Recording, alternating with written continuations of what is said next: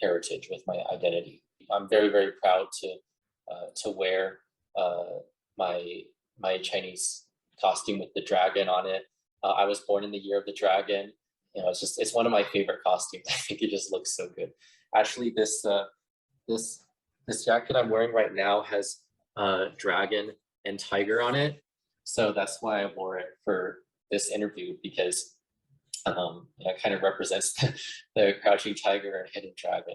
And then I at the end of the program, I did this because I actually did some wushu training for this program to try and learn how to properly do the movements and everything.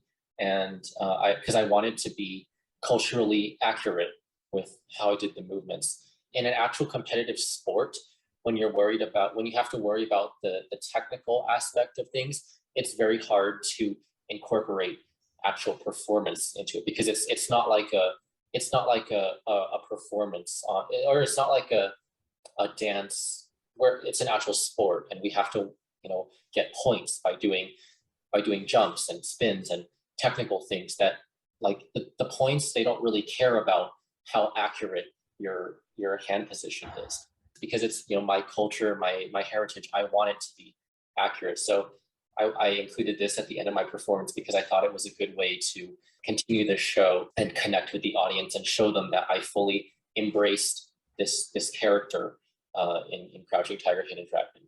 Is one of my favorite moments in competition is when I'm able to do this.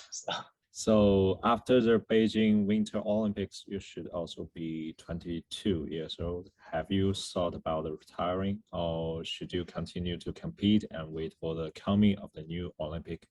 I will be going to school this fall, and I will be taking a full course load and focusing full time on school. So after this year, I will reassess whether or not I want to continue on to the 2026 Olympics.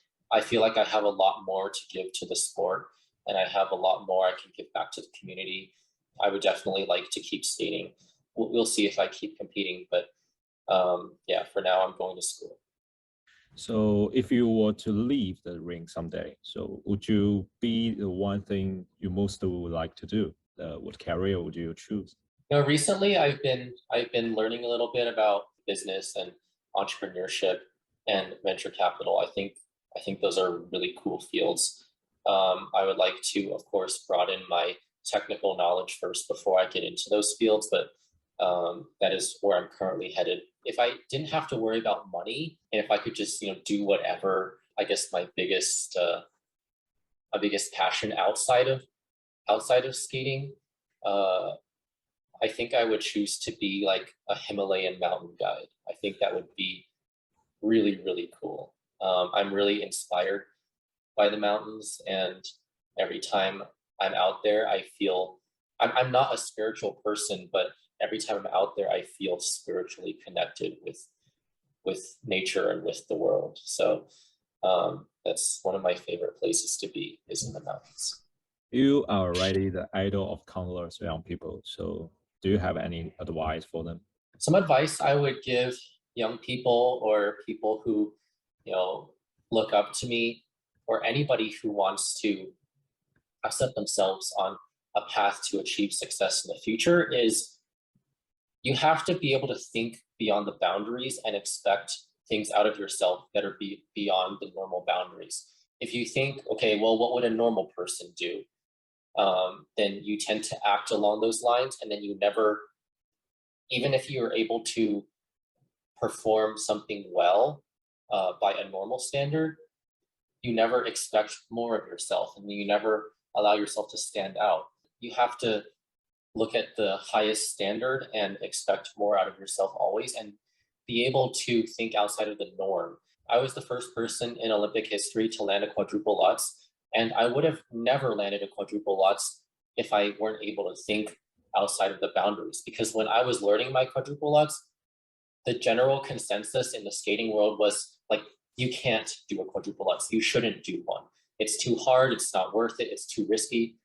But now, like 7 years later, so many top skaters can do a quadruple Lutz, and that's because of the trailblazers at the beginning who were able to think outside the box and achieve it. And then over time, the rest of the people started to catch up. So if you want to be at the forefront of things, if you want to be a trailblazer, if you want to accomplish great things and be known for your innovation and success, you have to be able to embrace change and embrace challenges that seem impossible at first. So don't limit yourself ever. If you have a dream, if you have something that you're able to do well, embrace it and develop it and nurture it. Don't be shy. Don't be afraid to pursue greatness in a unique way. So, okay, that's all we have for today. So thank you for taking the time to be interviewed with us, and I hope you can achieve better results in your sports career in the future. Thank you so much.